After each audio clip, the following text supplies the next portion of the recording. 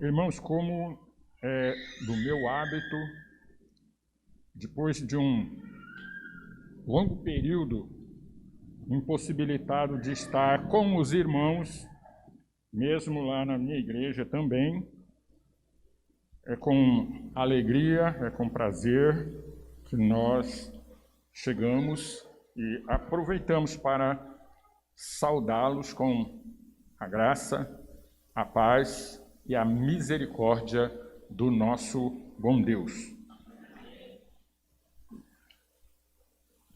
Na realidade, o privilégio é meu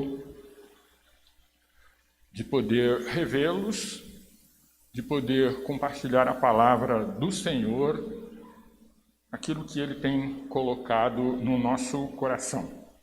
Nós sabemos que a igreja está, ao longo do mês de agosto, de aniversário, e interessante, eu compartilhava com algumas pessoas e lembrando que o início desse trabalho é bem anterior, mas nós temos por hábito, quando a igreja é organizada, a partir, é como se fosse um nascimento, né? Uma gestação anterior, um tempo bem marcante, e a inauguração é como se fosse o nascimento. E eu disse assim, é interessante que o meu primeiro neto, o pastor conhece bem, meu primeiro neto completou 18 anos. A igreja vai completar o ano que vem, né? Então, realmente, e nós temos acompanhado desde o início, e é realmente motivo de alegria, a casa do nosso Deus neste lugar. A preocupação de compartilhar a palavra do Senhor faz nos lembrar, sem sombra de dúvida, de que o povo de Deus, nós precisamos da palavra de Deus para nos instruir, para nos fortalecer, para nos corrigir, para nos abençoar, mas, por outro lado, também, isto não é só para o povo de Deus. É a razão pela qual o Senhor Jesus veio ao mundo para trazer salvação a todas as pessoas. Só que a opção, a escolha, é algo pessoal. Lá no Jardim do Éden, quando começou a coisa, é que o homem, o ser humano, foi colocado lá e foi lhe dado aquilo que a gente chama de livre-arbítrio. Ele tinha a opção de fazer a escolha e ele fez uma escolha errada. No entanto, o nosso Deus, na sua infinita misericórdia, ele tomou providências. E é bom a gente entender de que aquilo que aconteceu, Deus já sabia. Eu gosto sempre de lembrar que para Deus não tem ontem, hoje e amanhã. O tempo, todo o tempo, é algo do próprio Deus para nós. Deus é além do tempo. Tudo que acontece, e a gente, então, né, nós estamos aqui falando da igreja local, a igreja 17 anos, desde lá do início, muita gente está aqui desde quando começou todo o trabalho, etc. Então, mas, irmãos, para Deus, isso não foi ontem, nem é hoje e nem é amanhã. Para Deus tudo é presente. Tudo é presente. Por isso, as pessoas que imaginam que o homem tendo cometido um erro, tendo feito uma escolha inadequada, aí Deus tinha então um plano B para a humanidade. Não, Deus já sabia de tudo. Foi dado ao homem essa liberdade, o uso não foi muito correto. Essa é a razão pela qual só Jesus poderia fazer o que fez pela humanidade. Mesmo assim, é dado a oportunidade, a chance para cada um de nós optar, escolher para aceitar a Cristo, né? Como a gente diz. É por quê? Porque o próprio ser humano, lá atrás, livremente, ele escolheu errar. E a misericórdia de Deus é tão grande que ele continua dando oportunidade para que o homem faça a sua escolha. Mas o povo de Deus foi separado, foi preparado de uma forma, de uma maneira particular. Quando a gente olha o Velho Testamento, a gente olha, quem que era o povo de Deus? Era o povo de Israel, um povo escolhido, separado, mas mesmo esse povo teve lá os seus problemas, as suas dificuldades. E estava já estabelecido, nós olhamos e vemos desde o Velho Testamento, tudo que Deus veio fazendo, preparando a humanidade para a chegada de seu Filho, Jesus Cristo. A igreja atual, o Evangelho, os cristãos, têm responsabilidades. O assunto que nós queremos compartilhar com os irmãos nesta noite, eu designei como o comissionamento cristão. Irmãos, é uma coisa interessante a gente imaginar, porque falar sobre a grande comissão, que a gente está mais acostumado, né? O comissionamento é uma determinação, é um ordenamento de uma autoridade, dando competência à pessoa ou pessoas para fazer alguma coisa. Então, ao tratar do comissionamento cristão, nós estamos tratando daquilo que acontece no desfecho do ministério terreno de Jesus Cristo. Nós vamos tomar como base um texto sobejamente conhecido pelo povo de Deus, que às vezes parece a nós que, isso daí, né? A gente já sabe de cor, a gente já ouviu tantas pregações, talvez ao longo deste mês vocês já ouviram outras pregações embasadas nesse texto, mas na verdade sempre a gente tem mais alguma coisa. O texto é Mateus 28, os versos de 16 a 20. Mateus 28, o último capítulo do Evangelho de Jesus conforme Mateus, os versos 16 a 20. O texto diz o seguinte: os 11 discípulos partiram para a Galileia, para o monte que Jesus lhes havia designado. E quando viram Jesus, o adoraram, mas alguns duvidaram. Jesus, aproximando-se, falou-lhes, dizendo: toda a autoridade me foi dada no céu, na terra, e, portanto, vão e façam discípulos de todas as nações, batizando-as em nome do Pai, e do Filho, e do Espírito Santo, ensinando-as a guardar todas as coisas que eu tenho ordenado a vocês. E eis que estou com vocês todos os dias até o fim dos tempos. Irmãos, a preocupação de Jesus, naquele período de cerca de 3 anos, o desenvolvimento de todo o seu ministério tinha um objetivo claro. Jesus estava estabelecendo a sua igreja, Jesus estava preparando os seus discípulos. Havia um grupo chamado, particularmente, nós às vezes até pensamos que só eles eram discípulos, mas na verdade, quando Jesus morre, já existia mais de 100 pessoas que faziam parte da igreja de Jesus.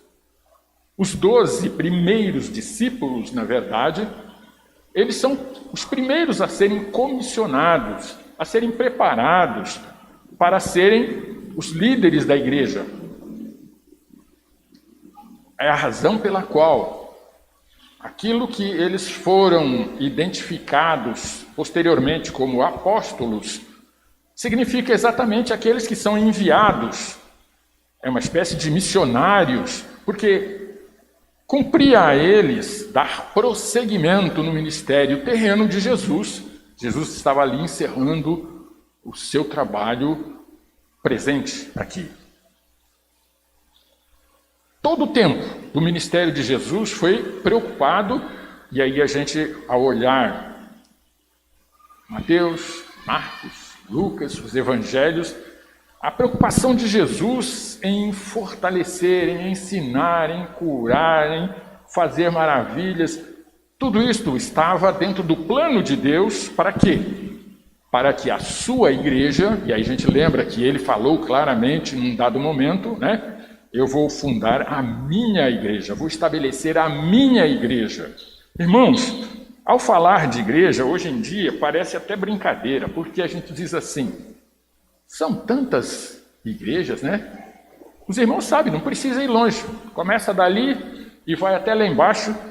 Se vocês fizerem, aqui o trecho é menor, mas aonde eu moro, os irmãos que sabem aonde eu moro, dali, enquanto eu saía de carro para ir para a 1ª de Maio, eu ia contando de um lado e de outro, só da rua, da avenida. Era assustador o número de igrejas, cada uma com um nome, com uma designação. Não estou falando nada contra nem a favor, eu estou somente lembrando de uma coisa, irmãos. O pastor falou ainda agora, um pouquinho antes de eu assumir, lembrando de que a igreja de Jesus Cristo somos nós, é você, sou eu, somos nós. Nós nos reunimos para dar prosseguimento, para crescimento, para trazer outras pessoas ao aprisco, para o aprendizado, para o desenvolvimento, num local que a gente ficou, né, alguns dias privados por questões de saúde. No entanto, faz-nos falta. Os irmãos já ouviram, já preguei muitas vezes aqui, a gente às vezes, até por força do hábito, é repetitivo.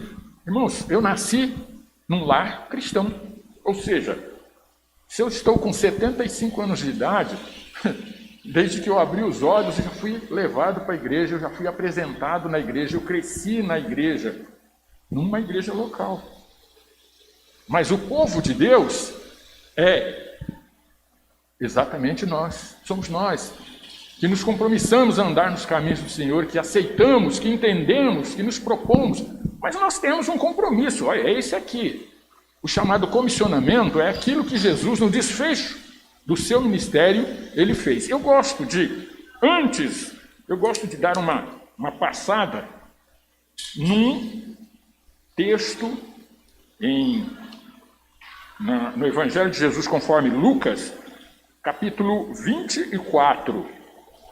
Eu vou ler e os irmãos vão entender, porque é uma parte final, um desfecho também desse ministério de Jesus, quando ele tem um encontro com alguns dos discípulos, chamado no caminho de Emaús. Nós vamos ler somente os versos 44 a 48, que diz assim: são estas as palavras que eu lhes falei, estando ainda com vocês, era necessário que se cumprisse tudo o que está escrito a respeito de mim na lei de Moisés, nos profetas e nos salmos. Então lhes abriu o entendimento para compreenderem as Escrituras e disse-lhes: assim está escrito, que o Cristo tinha de sofrer, ressuscitando dentre os mortos no 3º dia, e que em seu nome se pregasse arrependimento para a remissão de pecados a todas as nações, começando em Jerusalém. Vocês são testemunhas destas coisas, em que eu envio vocês, sobre vocês, a promessa de meu Pai, para que permaneçam, pois, na cidade, até que vocês sejam revestidos de poder que vem do alto. Jesus, nesse encontro com alguns discípulos, ele já está antecipando aquilo que ele havia anteriormente. Por isso que a leitura que nós fizemos, começando no verso 16, diz o quê? Os 11, e aí a gente sabe o que aconteceu com aquele que traiu, né? Aqui era só os 11 discípulos partiram para a Galileia. Bora. Eles partiram para a Galileia porque Jesus havia o quê? Havia marcado um encontro com eles num monte, num lugar destacado ali na Galileia. Jesus, a gente sabe que Jesus foi identificado como o Galileu. Né? Por quê? Porque, na verdade, ele foi criado na Galileia. Ali era um lugar muito conhecido dele. E ele então marca com os seus discípulos um encontro após a sua ressurreição.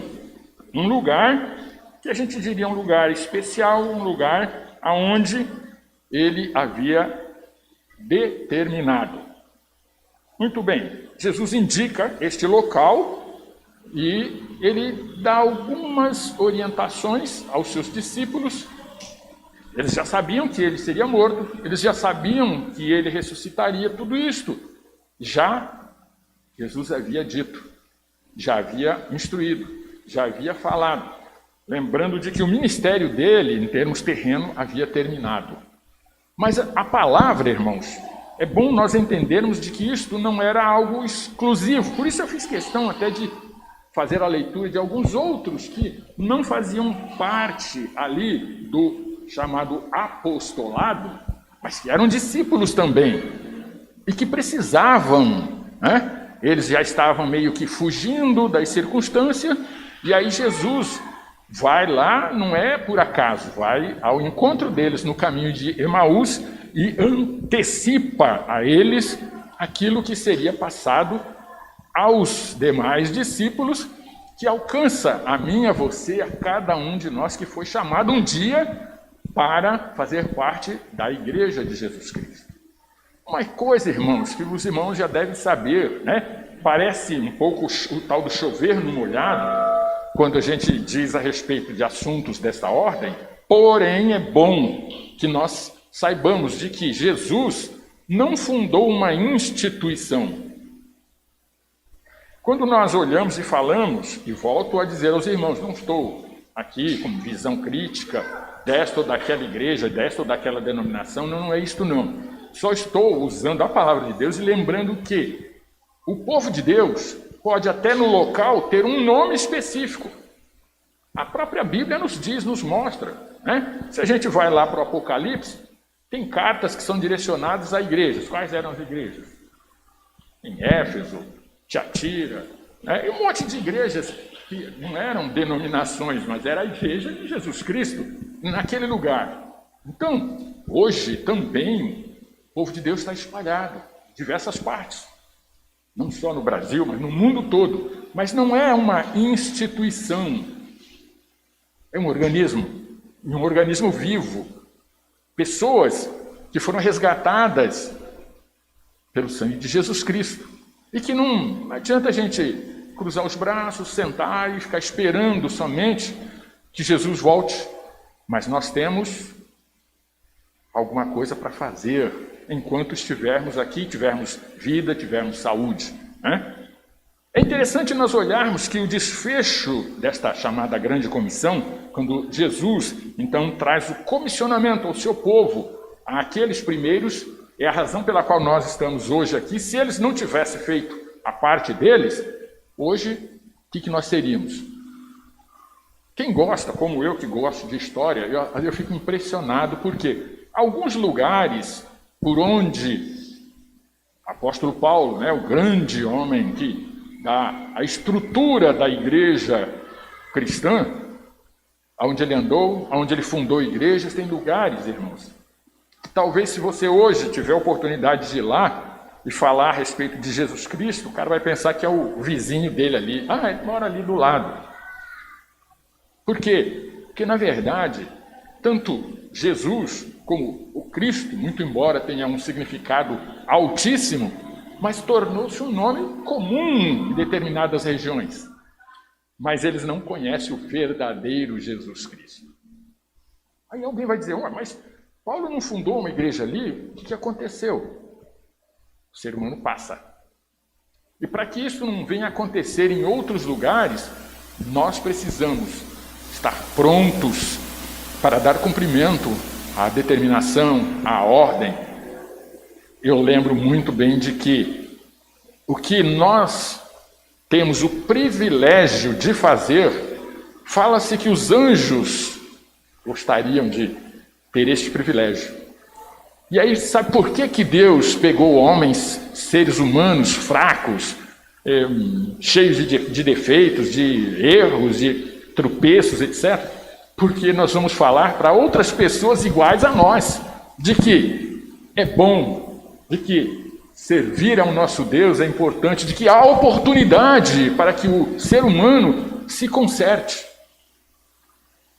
Só pela sua, minha e nossas experiências, nós podemos levar a mensagem de salvação a outros que são semelhantes a nós.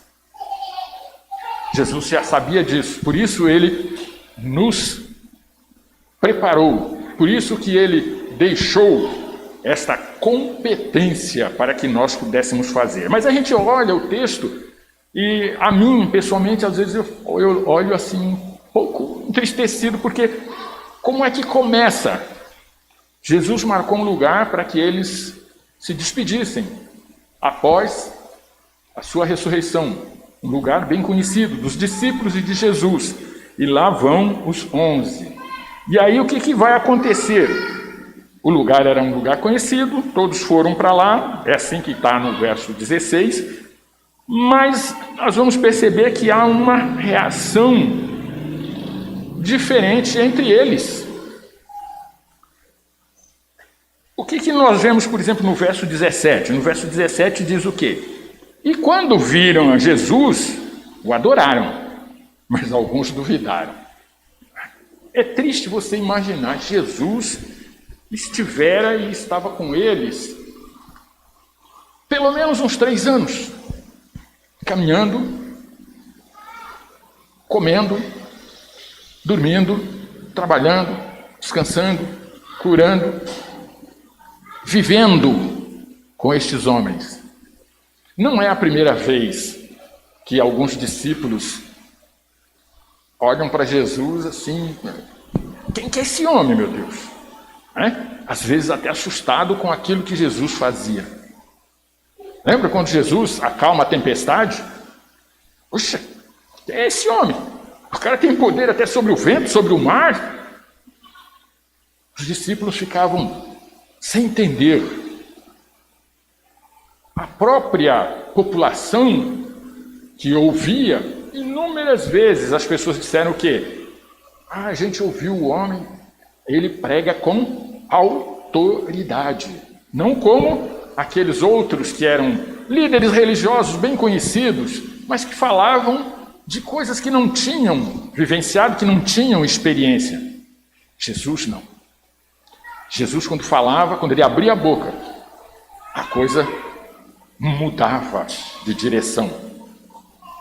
Mas é impressionante porque ao longo do ministério de Jesus há um momento em que alguns discípulos, ouvindo a mensagem de Jesus, o que eles dizem? Nossa, dá licença, gente, mas eu não vou ficar mais com ele, não. É muito duro a mensagem desse homem. Não dá para a gente entender. E aí Jesus olha para os 12, que ele havia escolhido a dedo, e diz assim, vocês também vão me deixar? E aí a gente lembra que tinha um, que a gente às vezes diz assim, era meio afoitinho, mas a gente sabe que ele se tornou um dos grandes líderes. E aí o que é que ele diz? O que é que Pedro diz, responde para Jesus? Para onde que nós vamos, Senhor? Imagine, deixar Jesus para ir para onde? Para ir com quem? Para fazer o quê? Apesar de tudo, eles permaneceram com Jesus. Mas veja o desfecho. Depois de tudo que Jesus mostrou, depois de tudo que Jesus ensinou, ainda diz o quê?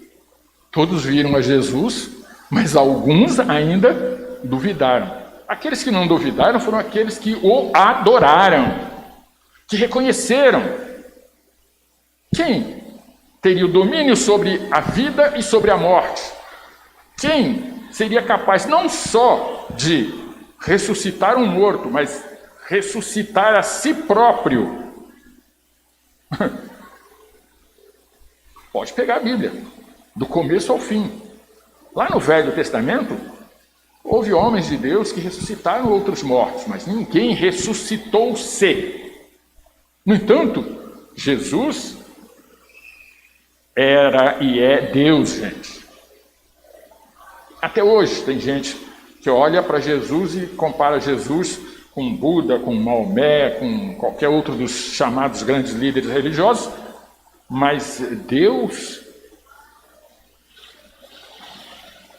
só Ele é o que é. Há momentos na vida e na pregação de Jesus em que Ele diz, e é interessante porque Ele fala com tanta firmeza que aqueles que o ouvem se assustam. Algumas autoridades na época, inclusive, tentaram abreviar a morte de Jesus antes disso, porque diziam assim: ele está blasfemando. Quando ele dizia assim: eu sou o que sou. Um judeu sabia o que isso significava. Ele está se dizendo que ele é Deus. Era óbvio que ele era. Não só pelas suas palavras, pelas suas ações. É este o diferencial, irmãos, que ao passar este comissionamento, Jesus quer que o seu povo, que a sua igreja, que representa a Ele na terra, seja instrumento de salvação, que faça diferença. De vez em quando eu cito e lembro, e nós tivemos um dos nossos eminentes presidentes da nossa convenção, que usando o título antigo de um programa radiofônico, era daqueles programas antigos que abordavam, os problemas, os crimes em Brasília, e ele tinha um nome interessante. Ele chegou a usar este nome para falar a respeito de nós como batistas. E ele diz assim: nós não somos nem melhores e nem piores do que os outros, mas nós somos diferentes. Por que nós somos diferentes? Porque nós somos servos de Jesus Cristo, nós somos lavados pelo sangue do Senhor, nós somos resgatados. A nós foi nos dado o privilégio, não somente de apresentar uma mensagem, mas, sobretudo, levar almas aos pés do Senhor Jesus. Muito bem, veja que em todo tempo a gente vai sempre encontrar algumas coisas desse tipo. Alguns dos discípulos de Jesus, às vezes a gente lê e passa meio por cima, mas, irmãos, pare para pensar. Depois de todo o ministério de Jesus, depois da sua morte, depois da sua ressurreição, Jesus marca um encontro com os seus discípulos, aquele núcleo principal que iria receber esta designação para dar prosseguimento, e ainda diz assim: todos olharam, viram, reconheceram-no, alguns o adoraram porque sabiam quem ele era, mas ainda alguns ali, não sei não, hein? Vocês percebem como não é tão fácil, apesar de tudo? Se a gente continuar olhando, nós vamos descobrir algumas coisas assim. Por exemplo, no verso 18, o que é que a palavra vem? Vem o seguinte: Jesus, então, o que faz? Aproxima-se deles e lhes diz, por quê? Ele tinha um recado. Jesus, então, vai passar, a despeito de toda a reação de alguns de forma negativa, Jesus vai aqui, primeiramente, confirmar a sua autoridade. Os irmãos lembram que há um momento ao longo do ministério de Jesus em que os soldados foram autorizados para irem aonde Jesus estava, ir lá e prender Jesus. E eles foram, eles tinham que cumprir. Eles foram, eles demoraram, eles ficaram lá ouvindo Jesus e voltaram, como a gente diria, de mãos abanando. E as autoridades: cadê o homem? Nós mandamos vocês irem lá e prendê-lo.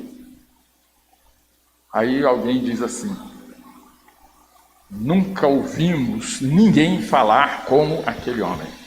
Eles não tiveram nem condições de prender Jesus, muito embora tivessem. A gente sabe que isso também estava dentro do plano de Deus, não era a hora dele, Mas Imaginem, homens que estavam acostumados a receber ordens e cumprir. E esses homens vão, Jesus está lá ensinando as multidões, curando, abençoando, ressuscitando.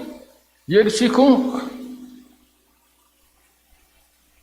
Parece até que eles esqueceram o que foram fazer, né? E eles voltam de lá, provavelmente maravilhados. Poxa, você viu, rapaz? Olha o que ele fez com aquele cara. O cara nasceu, o cara era cego, o cara não enxergava. Daqui a pouco o cara estava enxergando tudo, o outro não andava. E aí, quando eles chegam de volta, cadê o homem que a gente mandou vocês irem prender? Nós não tivemos condição de prender. Nós nunca ouvimos ninguém falar com a autoridade que ele tinha, fazer o que ele fazia. É impressionante a gente imaginar que alguns dos seus discípulos ainda duvidavam, né?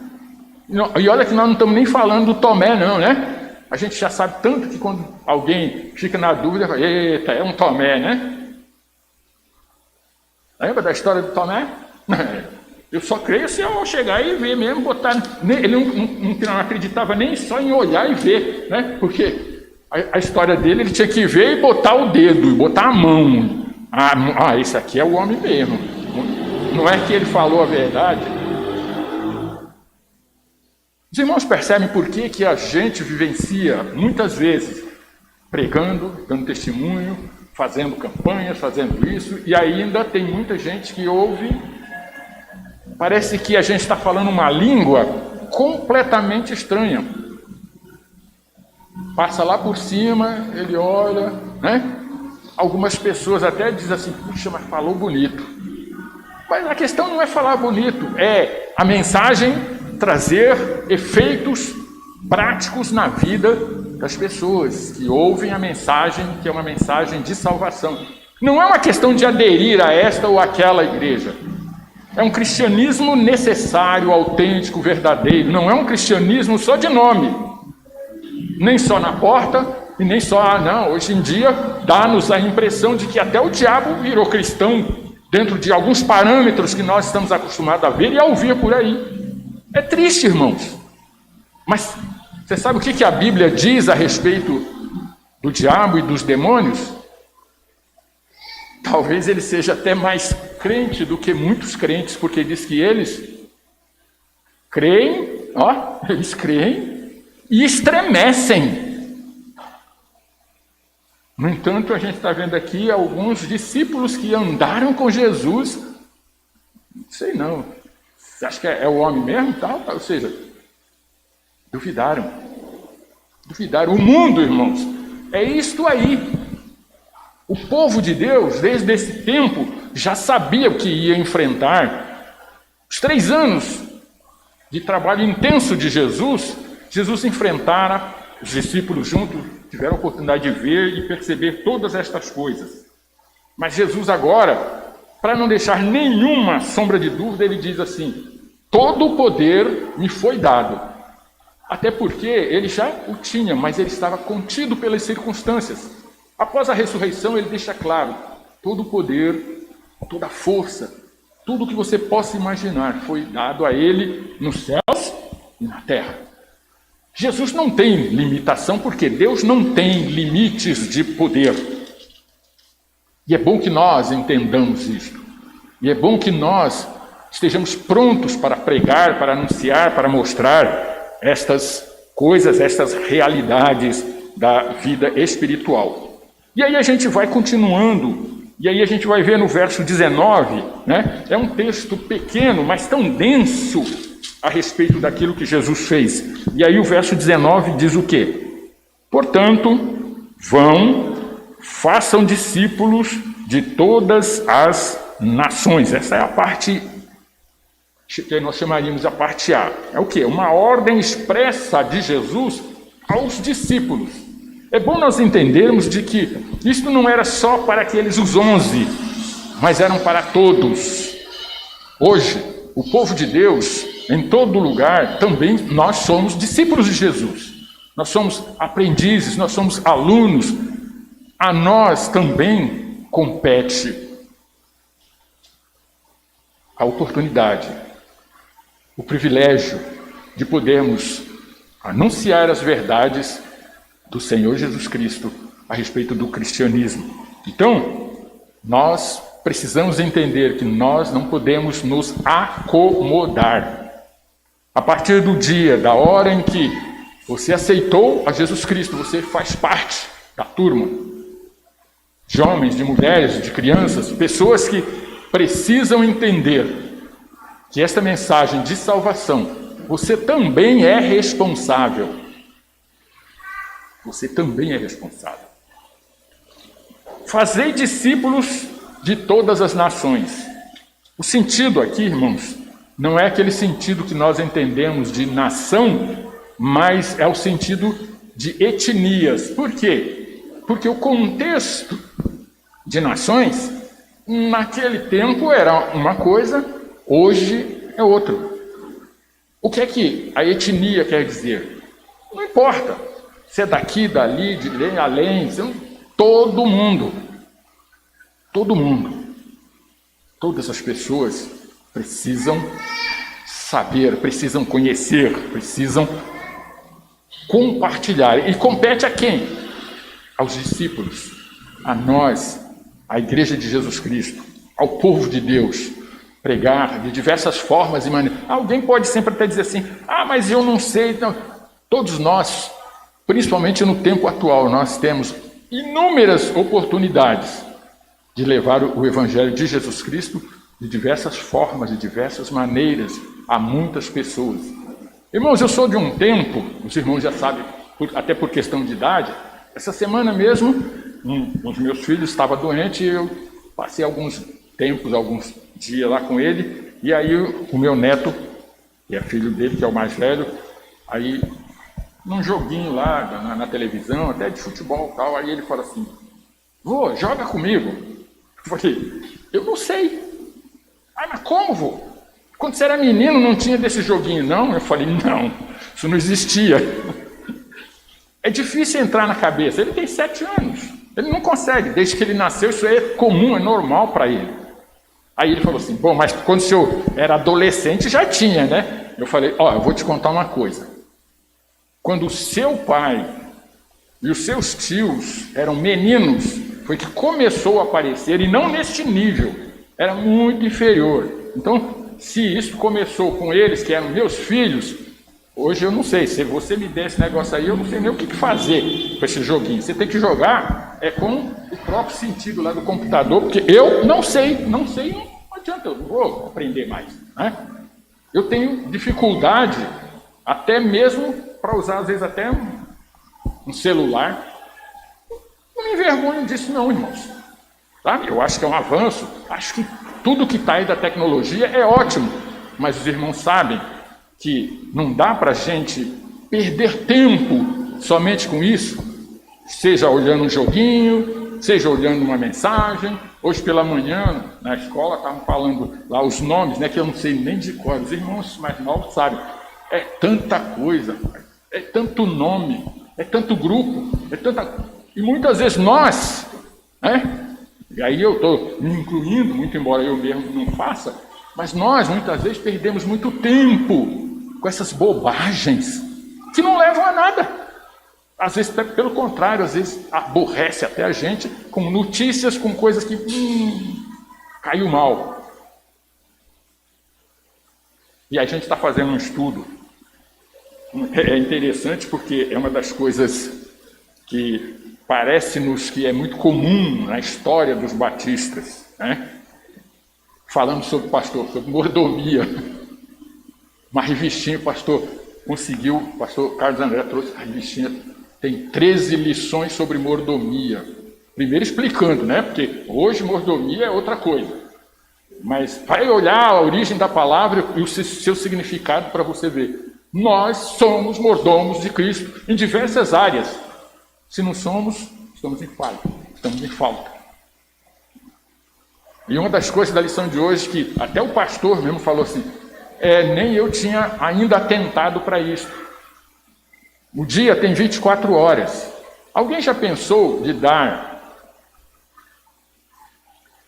o dízimo do dia em horas para Deus? E é engraçado porque a lição diz assim: se você fizer culto doméstico de tantos minutos, se você fizer oração de tantos minutos, você vai conseguir alcançar isso sem se preocupar. Mas é que muitas vezes, muitas vezes, o irmão que estava até dando a lição falou assim: lá na minha casa, às vezes, a gente não consegue fazer nem o culto doméstico. Às vezes só vai fazer lá no final de semana. Essa é a nossa luta, irmãos. Mas a gente, para ser sincero, a gente tem desculpa, Senhor, não leva a mão, não. Hoje não deu nem para orar. O problema é seu, meu irmão. Você acha que se você não orar, Deus vai deixar de ser mais santo? Não, você é que está mal. Quanto tempo você tem para dar para Deus? Para a sua edificação, para o seu crescimento, para o seu desenvolvimento, para o seu filho, para a sua família, para o seu vizinho, para o seu amigo. Os irmãos percebem? Às vezes as pessoas acham, nesse início aqui, tinha gente correndo com medo de ser identificado como cristão. E a gente sabe da história. Houve coisas piores ainda daí para frente, Porém, irmãos, a realidade é que hoje é tão fácil, parece até que é moda todo mundo ser cristão. Quando eu era menino, era ser crente, Eu, quando fui para a escola, primeira vez, mesmo escola pública, aí a gente tinha, por força da circunstância, você entrava na aula, parecia um sistema que hoje se falava, assim, isso era coisa militarizada. Não, a gente entrava, primeiro que a gente cantava hinos pátrios, eu os aprendi todos na época. Entrava na sala de aula, aluno ficava em pé do lado da carteira, não sentava não. O professor entrava... Bom dia, professor. Agora vamos rezar. Rezar. Eu lembro que no primeiro dia de aula, eu fiquei em pé. Quando terminou, alguém falou: professora, esse menino novo está aí, não rezou não. Nada contra, mas você entendeu? Lá respeitosamente. Aí ela falou assim: Levi, por que você não rezou? Eu sou crente batista. Aí ele é protestante, por isso que ele não reza. Vocês entenderam o que é isso? Eu era um garoto. Estava fazendo, naquele tempo, a gente fazia primeiro ano, segundo ano, eram os 4 primeiros anos do primário, Era uma sequência completamente diferente que vocês não têm nem ideia. Mas, aonde eu ia, eu fazia questão de dar o meu testemunho, de falar, de dizer, sem medo. Sem medo. E às vezes, uma criança não tem medo, e a gente que é adulto, que tem certeza fundamental de todas as coisas que vemos, ouvimos e aprendemos, a gente baixa a cabeça, olha para o outro lado e vai por aí afora. Se a gente olhar o que Jesus deixa para nós aqui, é impressionante, É impressionante. Então, o que é que Jesus diz claramente? Para fazer discípulos. Fazer discípulo, irmãos, não é só fazer matrícula das pessoas, não. É discipular. E os irmãos já sabem, pastor? Discipular, todo mundo já tem aprendido. As nossas igrejas, elas trabalham há muitos anos em cima deste parâmetro. Quando a gente continua na leitura do verso 19 que nós iniciamos, aí o que mais que ele vai nos dizer? Depois das nações diz assim: batizando-os em nome do Pai, do Filho e do Espírito Santo. Ou seja, é isso aqui que é a base do discipulado, é ensinar. Mas tem duas coisas que está atrelado aqui que às vezes a gente esquece. Nós precisamos aprender a ensinar aqueles que estão prontos para serem discipulados. Para quê? Para que eles tenham uma nova vida espiritual. E ao mesmo tempo, irmãos, como instrutores do discipulado, nós precisamos ter uma vida. Sabe por quê? Porque as pessoas, para chegarem a conhecer a Jesus com profundidade, eles têm que olhar para você, para mim. Sabiam? Então, não adianta você pregar bem, não adianta você ensinar bem, não adianta você fazer um monte de coisa, você ir para a igreja, né? Às vezes tem gente que fala assim, não, se você der o dízimo, né? Aí você vai ser abençoado, vai resolver tudo. Gente, isso é responsabilidade, mas é privilégio. Não é uma questão simplesmente, se eu não tenho meu coração, eu dei o quê? O que estava sobrando, né? O que estava sobrando. Por isso que tem pessoas que às vezes falam, Deus vai me perdoar porque Ele sabe todas as coisas. Esse mês a coisa foi difícil, eu tive que pagar tal, e não sobrou para o dízimo. Mas não foi assim que a Bíblia nos ensinou. Dízimo é fazer, sabe o quê? Se você tem um salário, você recebeu, primeira coisa, hoje era o assunto nosso, primícias. As primícias, ou seja, as primeiras coisas, as coisas principais, são para o nosso Deus. O que sou eu? O que é você? O que somos nós sem Deus? Meu pai, quando aceitou a Cristo, e não conhecia nada, o cara que era o patrão dele, era dirigente de uma congregação, falou para ele, irmão João, disse Jesus, se você não deixar todas as coisas por meu nome, você não é digno de mim. E ele parou e pensou, o que eu sou sem Jesus? E olha que ele era meio chucro, né? Lá dos interiorzão, não sabia ler, não sabia escrever. Mas a palavra de Deus veio, tuf! Irmãos, nós precisamos falar e precisamos testemunhar, ou seja, viver esse evangelho, porque não adianta eu falar assim, é bom demais, é uma beleza, minha igreja é uma bênção. Se você for lá, você vai ouvir meu pastor fala, rapaz, que coisa, tem isso, tem aquilo, tem um monte de coisa e tal, né? E o cara... Aí ele pensa assim, deve ser o estilo de um show, né? Uma coisa bem... Irmãos, Deus é digno de todo louvor, de toda honra, de tudo, mas Ele quer, sabe o quê? Vidas, mentes, corações compromissados com Ele. A gente vem para a igreja junto como povo de Deus para servir ao nosso Deus. Mas é bom que a gente entenda. Na Bíblia a gente fala do coração. Hoje a gente diz que é a nossa mente. Precisa ser de boa mente. Né? O que mais que Jesus vai falando? Por exemplo, quando chega no verso 20, ele ainda vai falar a respeito do quê? Daquilo que eu chamo de discipulado prático, né? Que é passar as doutrinas, é vivenciar esses aspectos que nós já fizemos essa primeira abordagem, né? O que ele vai anunciando, por exemplo, no verso 20? Ensinando-as a guardar todas as coisas que eu tenho ordenado a vocês. Gente, Jesus passou cerca de 3 anos estabelecendo todos os princípios, curando, abençoando, trazendo gente à vida que já tinha morrido, falando daquilo que o ser humano precisava ouvir.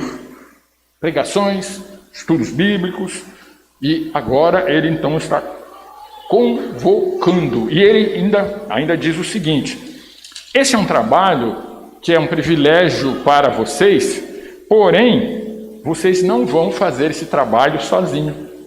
Né? Como é que eu desfecho dessas considerações de Jesus?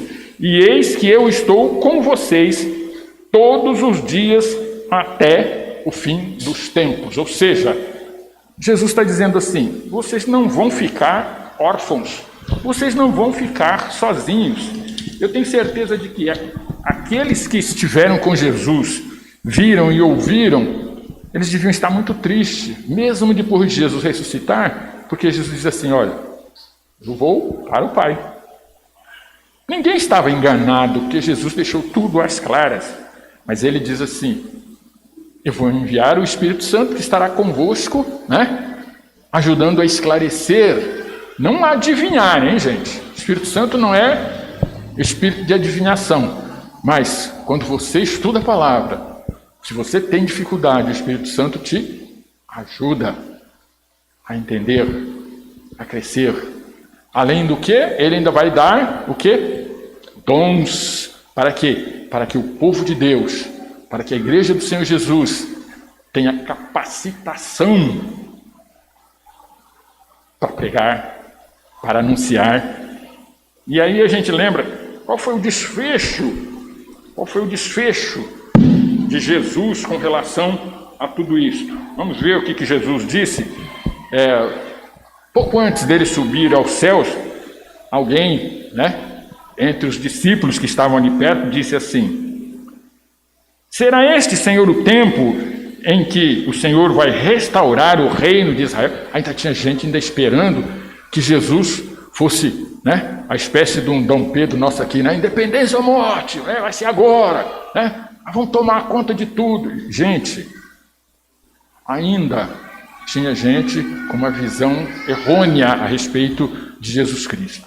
E aqui que Jesus responde para eles: não cabe a vocês conhecer o tempo e as épocas que o Pai, por sua própria autoridade, estabeleceu, mas vocês, e aqui é o ponto principal, Atos 1:8, mas vocês receberão poder ao descer sobre vocês o Espírito Santo e serão minhas testemunhas, tanto em Jerusalém, como em toda a Judéia, Samaria e até os confins da terra. Irmãos,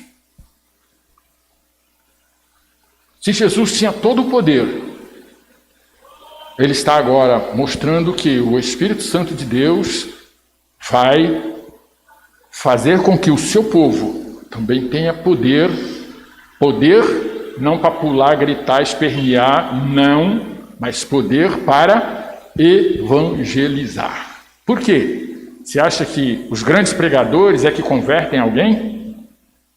Certa feita, conversando com alguém, eu falei, acho que já falei até isso aqui, e eu disse assim: com o tempo que eu tenho de ministério, eu nunca consegui converter ninguém.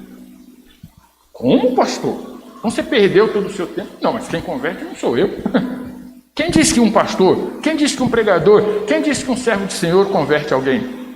Nós somos instrumentos para buscar, para trazer, para falar, para anunciar, mas quem converte é só quem tem todo o poder. O Espírito Santo nos capacita para fazer a obra. Agora, o ser humano, ele vai ser transformado pela ação daquele que é o Todo-Poderoso. Para que a gente possa entender perfeitamente. A questão do Espírito Santo fica sem sombra de dúvidas quando ele diz que vocês serão minhas testemunhas. Irmãos, a gente às vezes até fala, até prega. Os irmãos que não tiveram a oportunidade de, às vezes, fazer um curso, alguma coisa na área de teologia, a gente, às vezes, olha e pensa assim: ser testemunha é igual lá fora, Fulano vai ser testemunha porque ele vai contar a respeito daquilo que ele viu. Tá, é por aí. Porém, a origem da palavra vai um pouco além. É até um pouco assustador, sabe por quê? Porque ela está ligada àqueles que, no começo, principalmente do cristianismo, se tornaram mártires.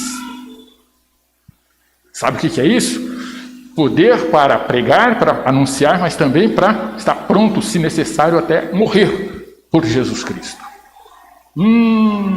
Vocês viram como a coisa não é tão boa, tão fácil assim, aparentemente? Se não fosse pela ação do Espírito Santo, a coisa não tinha chegado até os nossos dias, E por que ele fala? Jerusalém, Judéia, Samaria, até os confins da terra. Se a gente olhar, Jerusalém é local, Judéia um pouquinho mais além, como se fosse para nós aqui, começando com um trabalho local, um trabalho estadual, um trabalho nacional e um trabalho mundial. Mas ele cita aqui uma coisa que, quando a gente também vai a fundo, é meio assustador e os irmãos já sabem.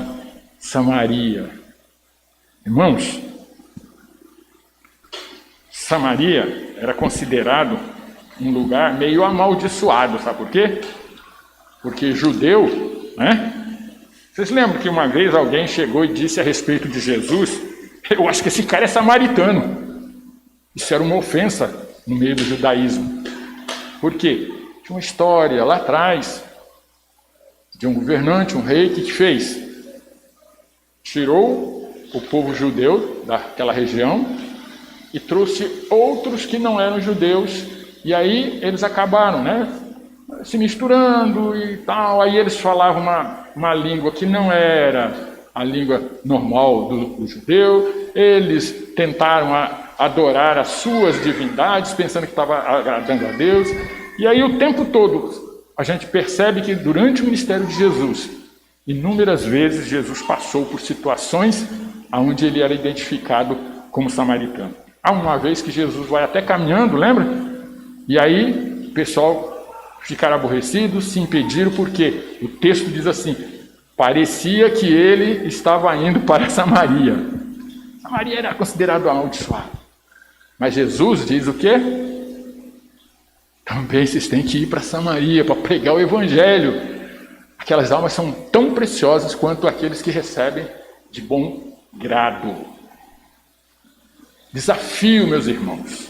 É o grande desafio. O tema que vocês têm usado, ele começa dizendo o quê? Para vocês não ter medo. É não temer. Jesus disse o quê? Eis que estou convosco todos os dias. Testemunhar é exatamente você deixar claro o poder que Jesus teve e tem na sua, na minha, na nossa vida. Que esta igreja continue, irmãos, com a visão centrada em Jesus Cristo, autor e consumador da nossa fé. E aí a gente olha como se ele fosse um farol, para que a gente não se perca, mas para que a gente seja também instrumento que possa levar outros ao encontro do Senhor Jesus.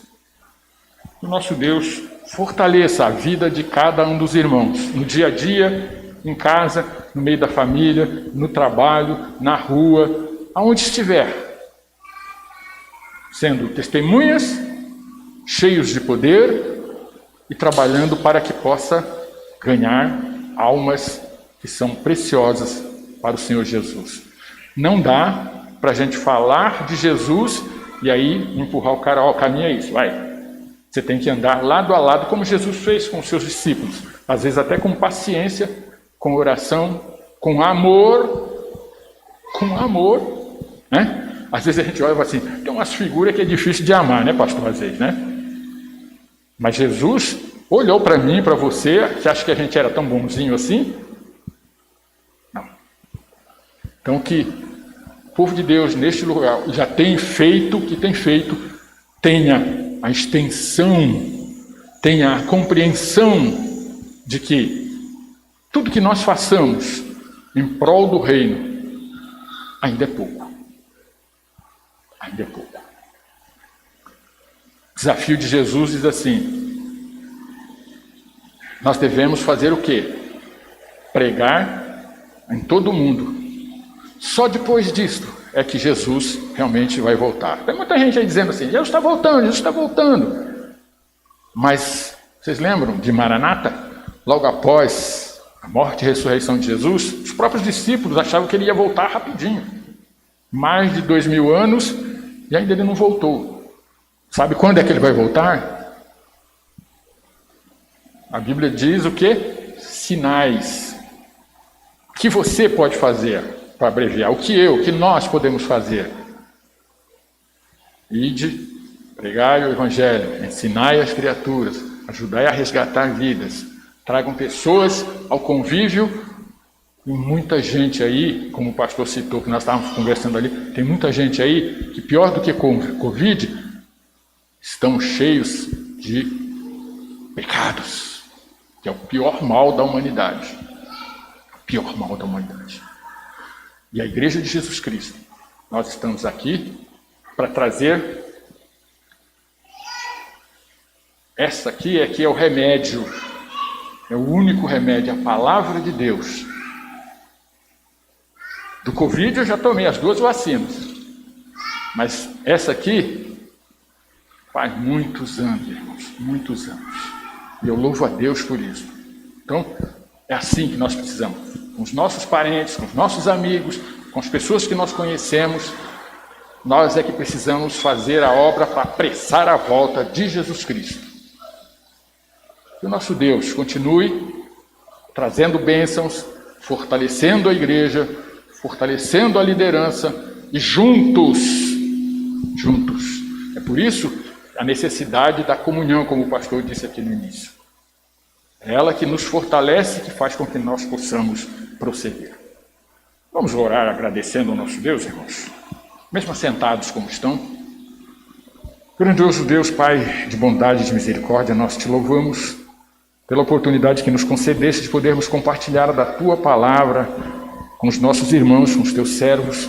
Suplico ao Pai bendito que esteja suprindo as necessidades, sejam elas de ordem material ou espiritual desta igreja, fortalecendo, Senhor, o pastor, fortalecendo as lideranças de maneira que eles possam, bem alto, anunciar aonde quer que estejam a mensagem de salvação.